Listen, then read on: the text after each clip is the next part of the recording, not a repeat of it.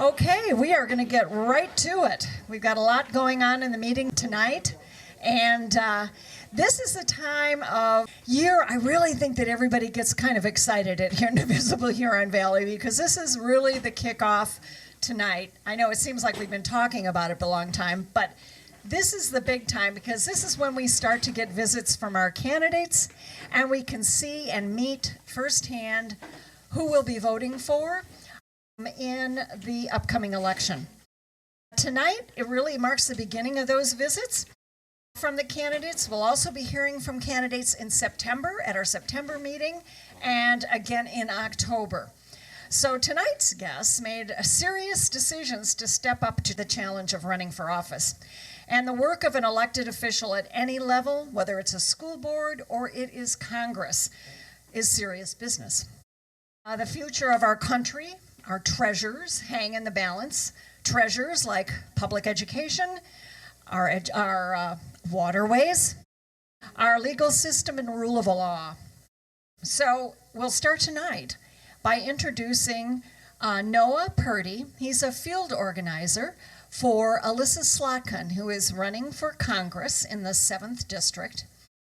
And he's a field organizer for both Livingston and Oakland. So welcome, Noah. Yeah, so thank you guys so much for having me. I don't know if you can see, but on there it does say Jeremy Blatt, and I am not Jeremy Blatt, so I am going to be referencing my laptop to make sure that I do not miss anything. My name's Noah. I'm the Livingston and Oakland County organizer for the Slotkin campaign, and we just wanted to come out and talk to you guys a little bit about the work that we're doing around here. It's my understanding that Milford is split up into like 3 different congressional districts now.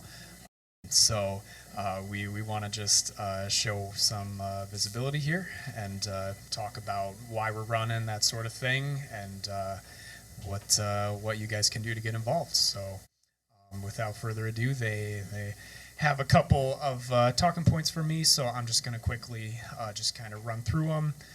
Some of the big main reasons why Elissa's running in the district.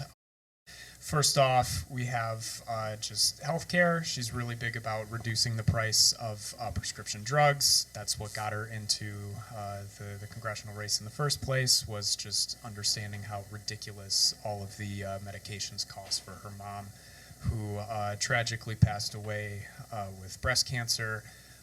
A big talking point here is just expanding the ACA, capping insulin at like $35, that sort of thing.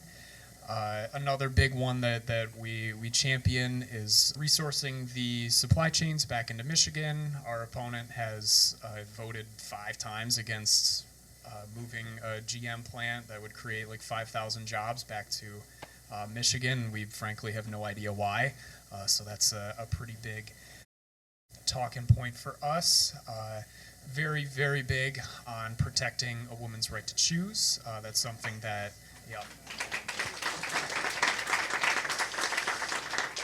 it's very, very central to the campaign.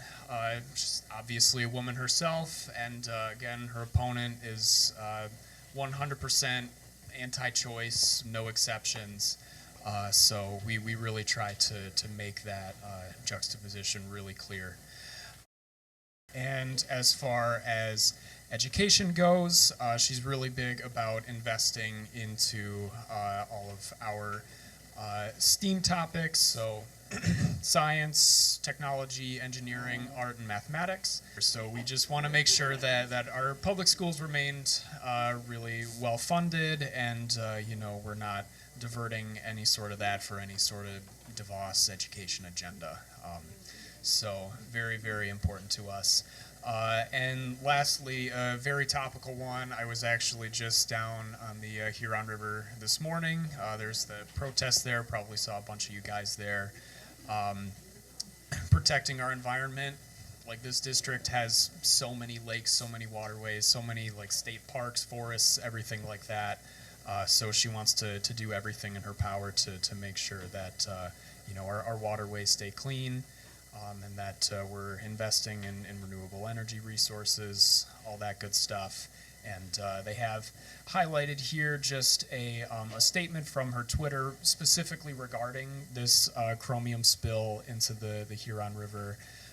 That this spill is a potential environmental and economic disaster. Our local officials need to get to the bottom of this and apply the most aggressive enforcement action available. If we need new laws to go after polluters and repeat offenders, then state lawmakers need to get to work. And then just a little specifically about why it is very important to get into our campaign specifically. It's very, very close race. It is the closest congressional race in all of Michigan, and it's pretty close to being one of the most competitive races in the whole country. So this is just right in your guys' backyard. You know, I love Haley and I love Brian, but Haley's district is like a solid 58% D, whereas, Lisa McLean has a pretty high margin in there too. So it's, if we just kind of extrapolated some data from last year, it's 73,000 people, more people would vote for Haley, and over 100,000 more people would vote for Lisa McLean, whereas ours is a margin of about 5,000 people. So, I know high schools that are bigger than that. So anything that you guys can do, we're really big on pushing canvases, phone banking. I'm the go-to guy for all of the Livingston ones. So the Congresswoman's also trying to get us to do a little bit more out here in like South Lyon and Milford. We just got to find like a permanent sort of staging place. So, if any of you guys have like a garage or something, I'd love to, kind of crash there for a bit. So yeah, I'll be sticking around. I have a clipboard with me where you can sign up for anything. Just touch base with me. I'm always available. Thank you guys so much for having me. If you have any questions, I'd love to answer them. Yeah. So with all the new drawings, can you just tell us what that district is? Yes. So our district comprises, as far as Oakland County, it's mostly South Lyon, and then we have a few precincts in Milford Township. So that's where that is, and then we have all of Livingston, Shiawassee, Ingham, Eaton, and like 170 people in Genesee for some reason. So yeah, we got a whole 10 votes in Genesee in the primary, so that's very big. So it's here, canvassing pretty locally. I have people that were getting involved, in Ann Arbor, a couple places in the old part of the district, like in Rochester and that sort of thing. So we think it's really important just to kind of, even if you guys aren't exactly in the district, it's a very, very close race that's, right next door to you. So I'd love to have you guys. South of Washington Street is the district, so everything south in Milford Township, south of Washington Street, which is...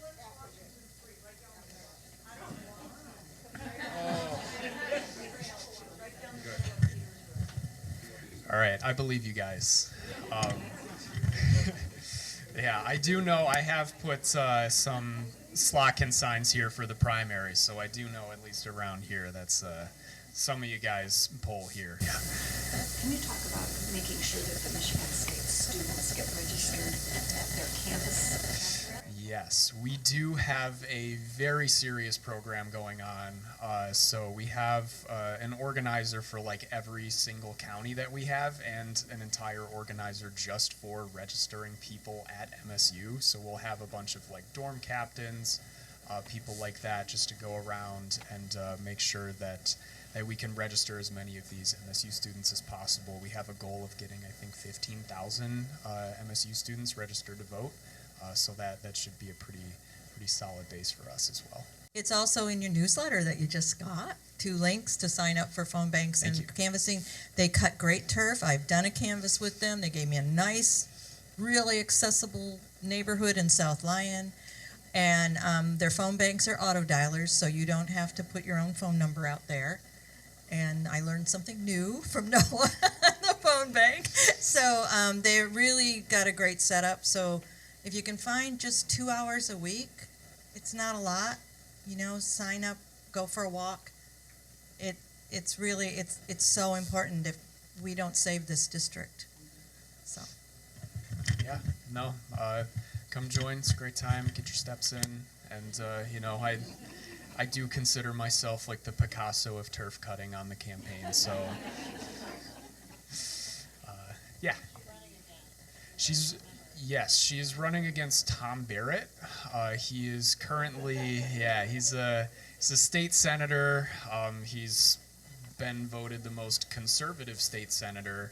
Anybody else? All right, yeah. Thank you so much for having me.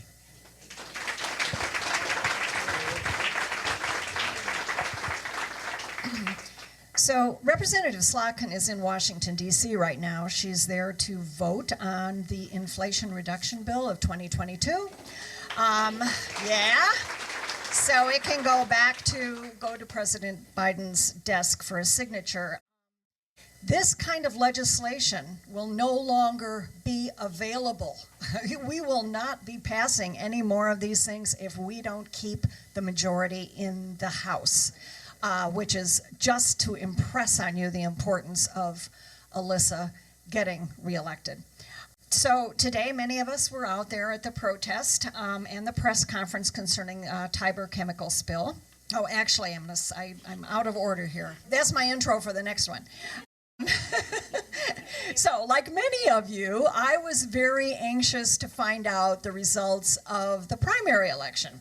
And so the next morning, I'm scrolling through social media and trying to figure out what's going on. And I stopped because this one young man was giving his acceptance speech. And normally I would just scroll by something like this, but I was riveted. His words were so inspiring and heartfelt. I had to stop and listen to his entire speech. And although not too many of us in Indivisible Huron Valley can vote for Noah Arbit, I know that we can help him, just like with Representative Slotkin. We must not only keep our majority in the U.S. House, but we have to flip the Senate or the House in our state legislature, or we're not going to get anything done. And so Noah is one of those seats that we can flip. Like today, those pollution pay laws that have been sitting in committee and we can't get them out for any kind of hearing. Those are the things that can actually happen when we flip the state legislature. We can still knock on doors for them. We can still make phone calls, just like with Representative Slotkin. So without further ado, Noah Arbit.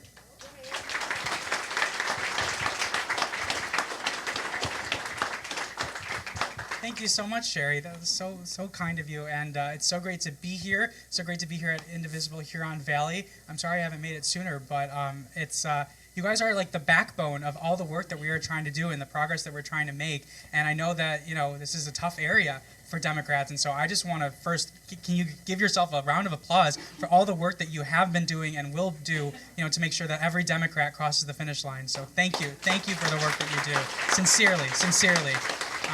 I know not many people probably tell you that because, I know that I've had multiple conversations with my good friend Karen Adams over here, and a lot of people, right off areas like the Huron Valley. And I think it's really important that, you guys are, look at all, how many people are here? It's like, look at this. This is a real show of force tonight. So I'm very grateful. I can't thank you enough for the work you do because, this gubernatorial election and the elections for the State House and State Senate is going to be won and lost in areas like the Huron Valley, where it's going to be about the margins. If we can make up ground from the past election and improve on those Democratic margins, even if we don't win every seat or every municipality, if we improve, if we get more Democrats to come out and vote, or more people, we're going to reelect Congresswoman Elissa Slotkin. We're going to elect Sarah May-Seward in the 51st and turf out Matt Maddock and put him back where he belongs, right? Right. And of course, I would be so grateful for your support and your assistance. I'm running in the 20th House District, which is all of West Bloomfield Township, the cities of Orchard Lake, Keego Harbor, Sylvan Lake, and Eastern Commerce Township. So I have, 6 precincts in Commerce. And, I'm from West Bloomfield. I've grown up there, lived there my whole life. And it's the first time in 20 years. And thank God for you guys and all the work that you did to pass Prop 2 in 2018, because the only reason that I'm standing here before you is because they ungerrymandered my district for the first time in 20 years. West Bloomfield has its own state representative. And I'm just so thrilled and honored to be the Democratic nominee in this seat. It still feels weird to say that, but yeah, it was a hard-fought primary, and but we're going through and making sure that every Democrat is going to be across the finish line. And I think that the amazing thing about a lot of the Democrats who won in this primary across the state, really, and I had the opportunity to go to Lansing last Thursday and be with a lot of future freshman members of the state house, is that a lot of the Democrats who won ran hyper-local campaigns where they weren't running on all the messaging and all the things that all the Democrats were talking about. And this is something that Congresswoman Slotkin does very well, and this is why she has consistently won in very difficult seats, which is to know your district and to run on the issues that you know are going to make an impact and are going to be heard in your community. And what I've always said to people is that I believe what is strategic for a campaign is what is passionate for a candidate. And so when people say, why aren't we talking about this? Why aren't we talking about that? Like, don't get distracted. Talk about the issues that you know are going to be resonant in your communities. That is the best advice that I could give you for how to win in these seats. And talk about, whatever candidate you're stumping for or going door to door for. Make sure to emphasize those issues, like the Huron River. I mean, what is Tom Barrett going to do on the Huron River? He's going to vote with all the corporate polluters. That's what he's going to do. He's going to go to Congress and he's going to vote to, constrain the EPA from, fulfilling its mandate, right? That's what he's going to do. That's what certainly my opponent will do in the state house. That's what Sarah's opponent has been doing for the past 4 years that he's been in the 4 years that he's been in the legislature. A real enemy of progress. And so, I don't have to talk about me or what I believe, but I just am really grateful for this strength, this infrastructure that you have built and led for the past, since 2018 or 2017, 2018. We have to keep this going, and I know that you all will do that. So I'm grateful to be here, grateful to have your support, and let's go win. Let's go win. Let's defy history. So thank you. Thank you, Noah. So, as I started to say, a lot of us today were, at the protest and the press conference on the Huron River chemical spill. First of all, would you raise your hand if you saw Matt Maddock there? Oh, I was just checking, to make sure, because I thought maybe I missed him. Now, there was somebody there who I think really actually cares about us, and her name is Sarah May-Seward. So she's here to talk to us about her candidacy. So she's here, and she'll be here for us when she gets to Lansing. So here he goes. Hi. So for those of you who don't yet know me, I'm Sarah May-Seward. I'm running here in the 51st District. It includes Milford, Highland, White Lake, Davisburg, and the west side of Commerce, neighbors with Noah, and then also Wolverine Lake. I'm mom to an 18-year-old, Gabby. She has cerebral palsy, schizencephaly, and hydrocephalus, and she uses a power wheelchair to get around.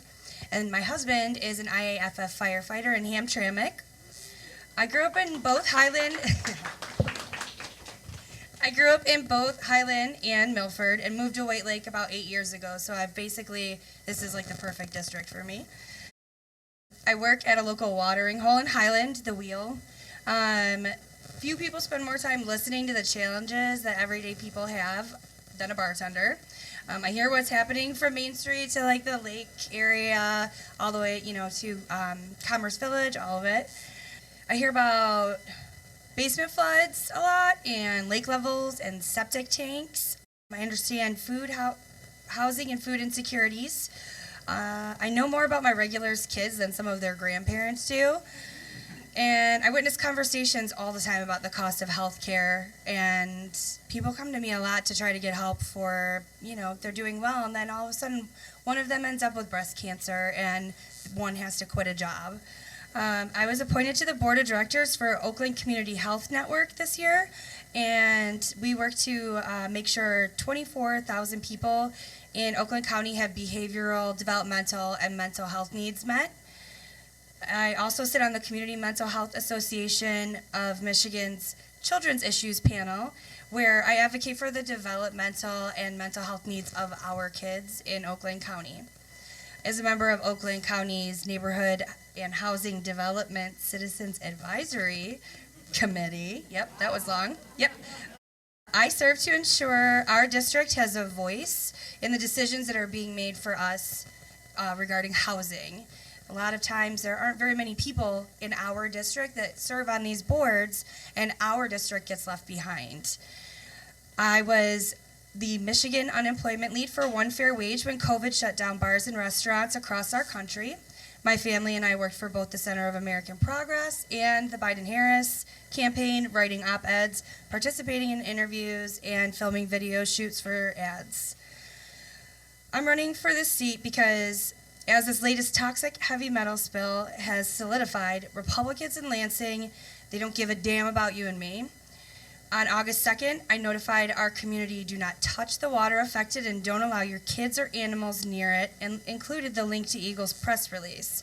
I spent the following hours and days gathering information and answering to our worried community members who had actually spent time in that river before we were told that they had been exposed. I helped them find phone numbers to call and where to go to find out if they had been exposed to it. I did this the minute I was notified of the dangers because I give a damn. Because like you, I care about my neighbors and their kids and pets. I care about our wildlife. I care about our property values, which are definitely going to be affected by this, and our small businesses who are losing their livelihoods because our legislature refuses to stand against these repeat offenders making bank off of risking our lives. My opponent, Matt Maddock, has been silenced. It's been over a week. He hasn't said one thing. I checked his Facebook and Twitter and everything else with my stock account because I'm blocked. I checked it all and there's still nothing there. And that's because he doesn't care about us. We deserve nice things. Our women from Michigan are fighting like hell for us, but they need a Democratic majority in the legislature. We can have clean water and toxin-free land. We can have excellent public education and teachers who feel appreciated and respected for the work they do. We can have body autonomy and abortion rights. We can ensure that our government keeps religion and bias out of our bedrooms. We can do this.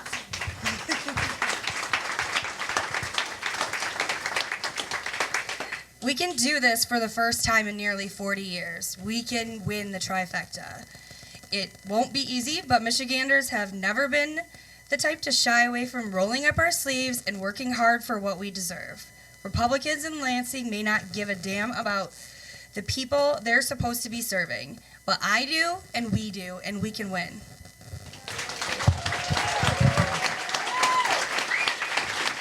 Protecting public education is a core value of Indivisible Huron Valley, not just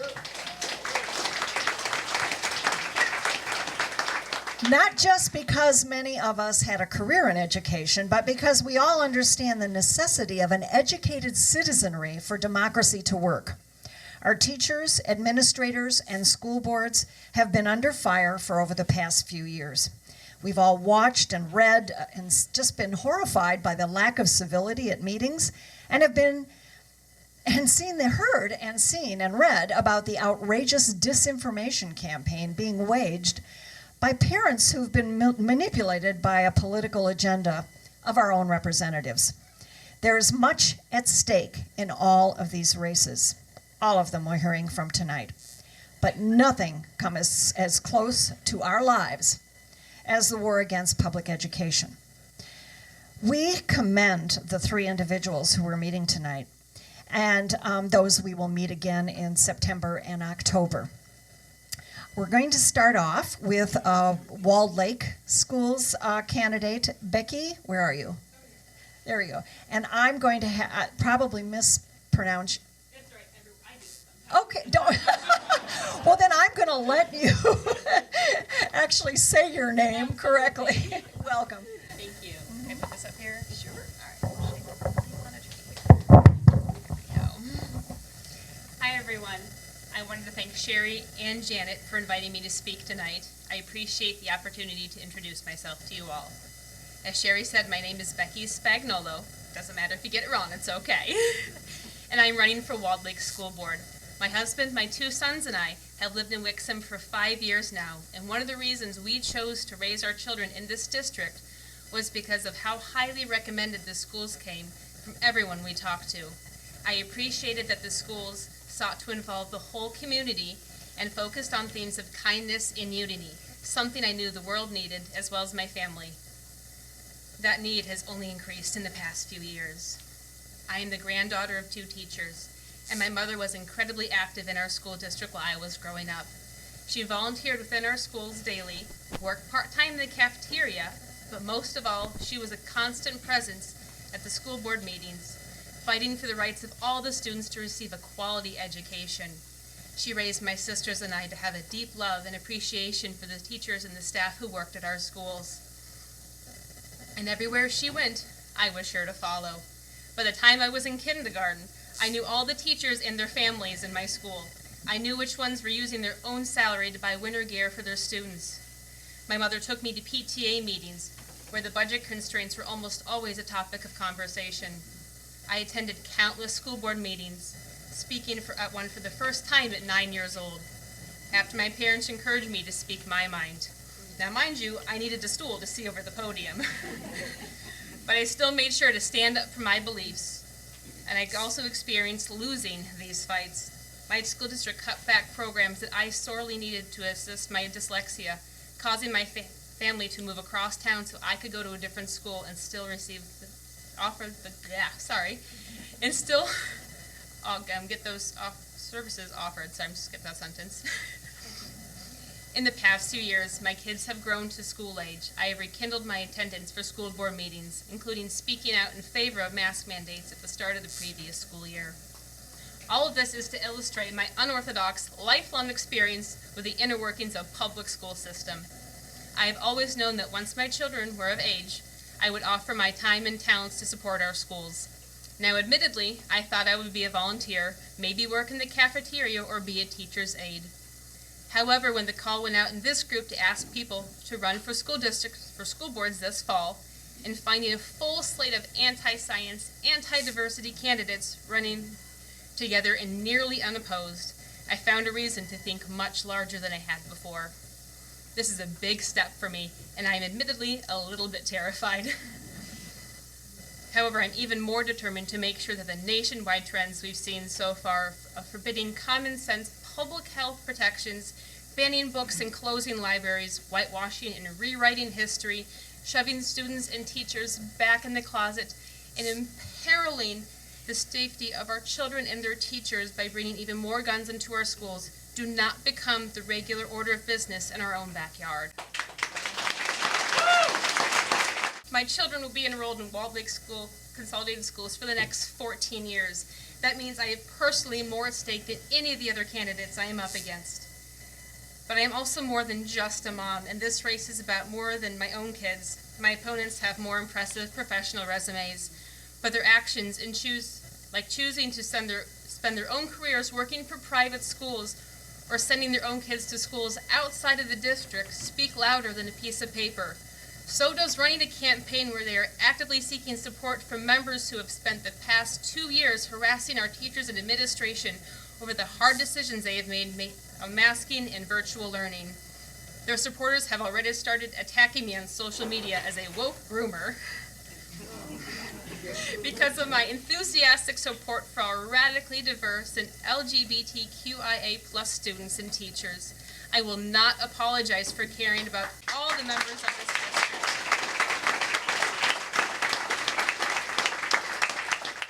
of our district and wanting to ensure they receive the education and resources they need to thrive. Waldeck School District's motto is every student, every child, every day, and I intend to make sure that every student is able to attend school to their full and complete self without fear of danger for their health and safety or institutional discrimination for the color of their skin, their gender, their sexual identity, their faith, their special needs, or any of the other aspects that make our vibrant and diverse community so great.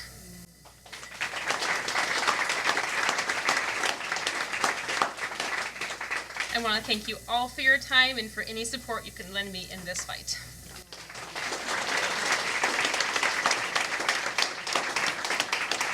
All right, so on your Huron Valley ballot, or those of you who are in Huron Valley schools, you're going to see two different categories. One will be a place for where you vote for one person for a 2-year term. And then the other category, or the other position on the ballot, where you'll be able to vote for 3 people for a 6-year term. Our 2 candidates that will be meeting tonight from Huron Valley Schools, for Huron Valley School Board, are running for the 6-year term, okay? The category where you'll be voting for 3 people. So we'll go in alphabetical order. I'd like to introduce Ryan Dolley. I normally don't like to use a mic. I was a theater major, and so you talk from the diaphragm, but I'll use the mic today. So first of all, I want to thank you all for having me out here. Denise said, yeah, there's this little Indivisible thing. You should be a couple people. You should come give a speech. And so I really didn't know I was walking into such a full and enthusiastic room, so thank you all for that. So to introduce you to myself, my name's Ryan Dolley. I'm running for Huron Valley Schools Board of Education. I grew up here, so I'm a proud member of the Milford High School class of 2001. I was actually in the first ever play in the Performing Arts Center at Milford, and which was Lend Me a Tenor, and then later that year I played John Proctor in The Crucible, which was the height of my acting career. After that, I went to Western and then Northwestern University in Evanston, Illinois, and I studied playwriting and acting. And then when I couldn't make any money, I went back to school and got into technology. So my day job is I work for a data startup that's based out of the United Kingdom. And I've lived all over the country, but I actually moved back here in 2019 because my wife Jane and I moved back here because we have 3 children. And having grown up here, I know what a wonderful community this is and how wonderful our public schools are. And so that's one of the reasons I'm running for this, is because I feel very personally invested in making sure that our schools continue to fulfill the mission of public education here in Huron Valley. Now, I heard someone mention Jim Pearson earlier. I lived next to Jim Pearson for like 20 years. He was my neighbor. And my mother was recently retired from Heritage, so she was a public school teacher for 25 years in the district.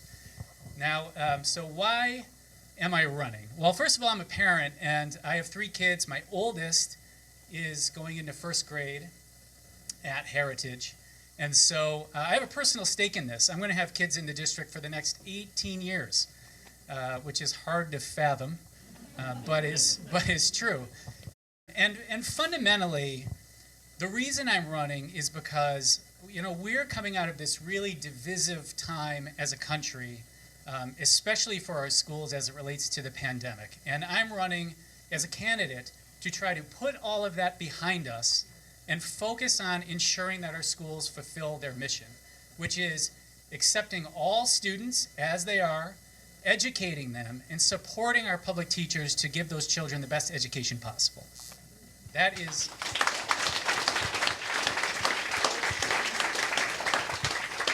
That's why I'm running. And so if for no other reason to vote for me, it is to keep divisive culture war and national political interests out of Huron Valley schools.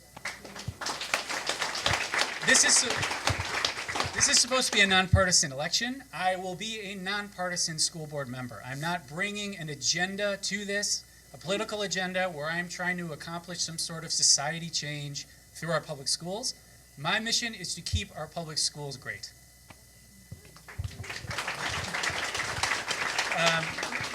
Yeah, and so I would really appreciate your support going into the fall. As far as specific issues and things I would like to improve, the main thing that I think we can do, that I hope to accomplish as a school board member, is lead the charge in making our educators feel respected and supported in this time. In Huron Valley, we do have some challenges when it comes to attracting the best possible teachers and retaining them. When you look at our funding versus neighboring districts' funding, and of course, I will be a strong advocate at the state level to change that. But as a member of the school board, I can't write a magic check to fix it. But what I can do is make sure that the teachers we have feel that this is a great place to teach and that their school board has their back. And so that is one issue I'm super passionate about. Now, it's going to be a tough election, I'm sure, and there's a lot of people running who I think all of us in the room do not want on the school board. And so we're going to need to all work together to make sure that happens, because I think, unfortunately, this is going to be a really divisive election, and there's going to be another side to this who is also organized and passionate. So we really have to put our back into this and fight in order to save our schools. And I appreciate your support in that effort. Thank you. We have another candidate for Huron Valley Schools, and that is Debbie Lennis. Come on up, Debbie. Thank you so much. This is like such a great forum and a great place to speak tonight. So my name is Debbie Lennis, 33-year resident of Highland. I'm married to my high school sweetheart for 43 years, so there's that. Mom of 3 grown kids that were students of Huron Valley along the way. But more importantly right now, I'm a grandma of 5 and 2 bonus that are all but one are students in Huron Valley schools. 6 kids in 6 different schools, so that'd be fun if they do a Christmas program on the same day. I was born and raised in Dearborn. I attended Greenfield Village Elementary School. That's my claim to fame. When you want to know something famous about something, that's it. Until the 6th grade. I graduated in 1976 from Dearborn High School. I attended Henry Ford Community College for a short period of time, and then I got married and became a mom. Raised my kids, worked in sales for a while, and then I have been a 33-year member of White Lake Presbyterian Church, and then I worked there. I've been an employee for about 20 years. I worked there as the office administrator, and then following a pretty significant health scare and then recovery, I decided that I needed to listen and do more, and I went to seminary and I became their pastor. So I am actually the pastor at White Lake Presbyterian Church. The story of that journey is one of the reasons I decided to run for the Huron Valley School Board. So many times I have tried to squelch those little small voices, and this time I just decided to step way out of my comfort zone and follow my heart. This time I listened. I believe that my background in the church world gives me a certain set of skills that are necessary to work with a larger group. I have conflict mediation skills that I've used a couple of times. I've been on Presbytery, which is the mothership, if you will, Presbytery committee that works with churches in the Detroit area, all over the Detroit area, when they're searching for their new pastor, or during deeply conflicted and emotional times with them. I was a volunteer and served for 4 years at Huron Valley Hospital on a committee called the Patient Family Advisory Committee. And this committee, we worked alongside the management and nurses and doctors and patients and their family on various issues that would come up in the hospital. I have managed a 6-figure budget for a number of years, despite the pandemic. We have maintained a very solid budget within our church, so that's a big thing these days. Since becoming a pastor, when most churches have seen declining membership, we have consistently added to our membership, which is very nice. I also proudly saw a dream come true in March, actually, when our Food for Friends pantry at White Lake Presbyterian Church opened to help feed the people in our area, help along the way with food. And because of all that church background, I know meetings. I actually have a personal relationship with Robert and his rules, so that's how that. So this is really, truly what I believe, is that every single child, regardless of their color, regardless of their abilities, regardless of their economic status, deserves a full and complete education. Inclusivity is fundamental.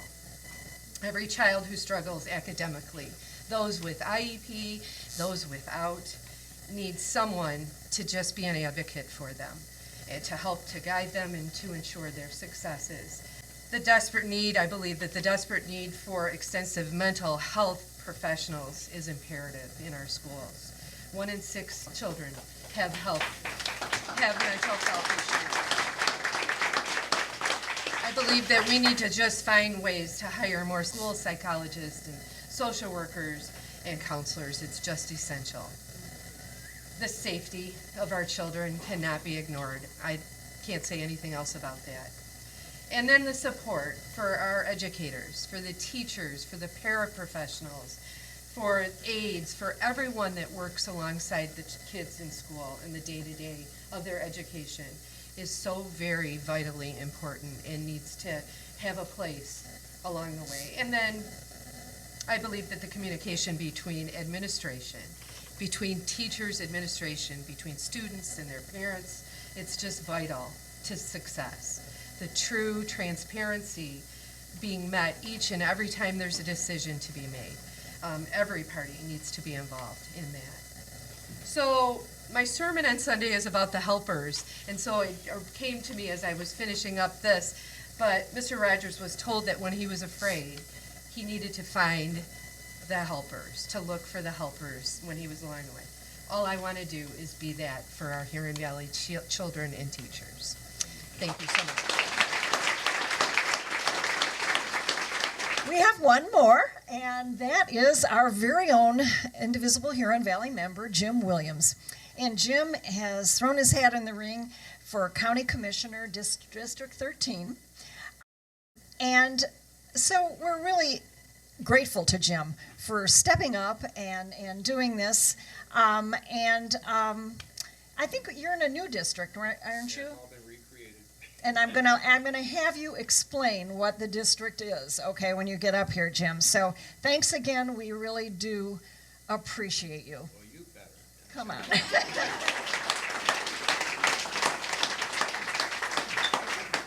Well, you might be a little disappointed after all the energy the younger people gave you earlier, but I just want to make sure you know that if I elected, I do not consider this a stepping stone to a much longer political career. Okay? So I brought some cards. I guess I'll sidetrack for a second. I did a painting of Milford. I brought the painting. There's a print going to be over there too somewhere. But for years, I was a caseworker with foster care, delinquency, and children's services. But also, for 40-odd years, I've been a painter of Michigan landmarks. Notably, well, more familiar things like Hudson's Department Store and Tiger Stadium and blah, blah. So I sell all around the state. So that's one little thing. And I'm going to have available some cards I did from the painting, but eventually, if I get enough money, then I will send out really nice postcards of the painting to those people that need it. And there's a website, electjimwilliams.com. So why am I running for this position? I'm of course, a father and a grandfather, as are many people. And I think 100% I'm very worried about craziness in this world, the guns, the Oxford situation. It's very disturbing.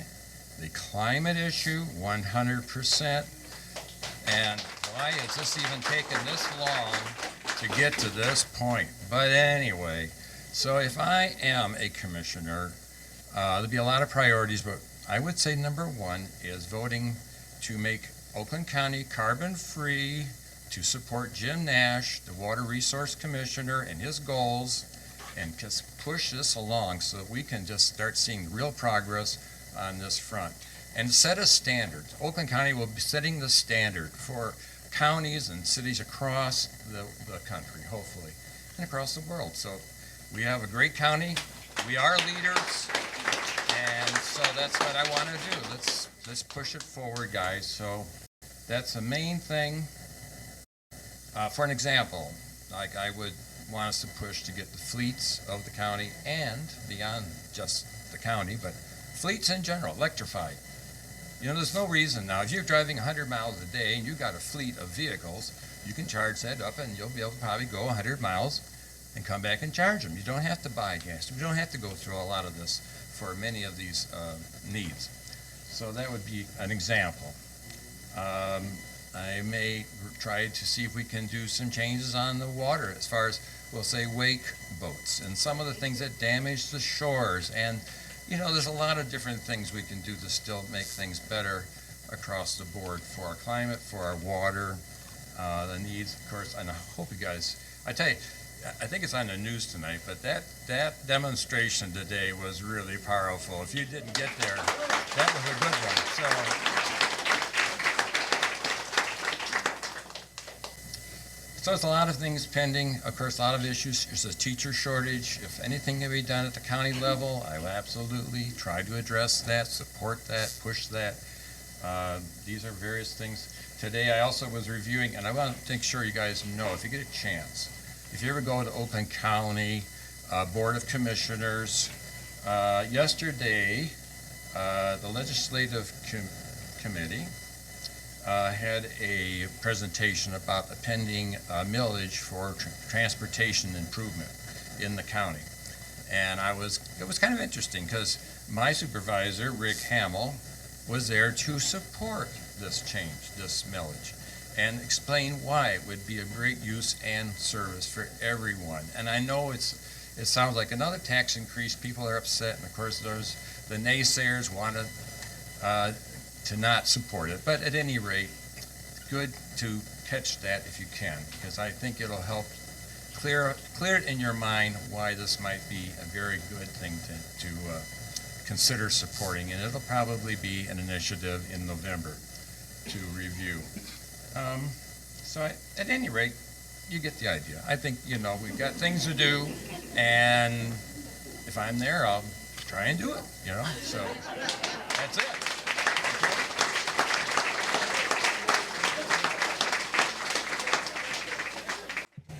Thank you, Jim. I just love the simplicity of his message. It's right straightforward. Yeah, so he's got some lovely paintings and some artwork over there that he has for sale, and it's a contribution to his campaign. So that's an interesting way to contribute to a campaign.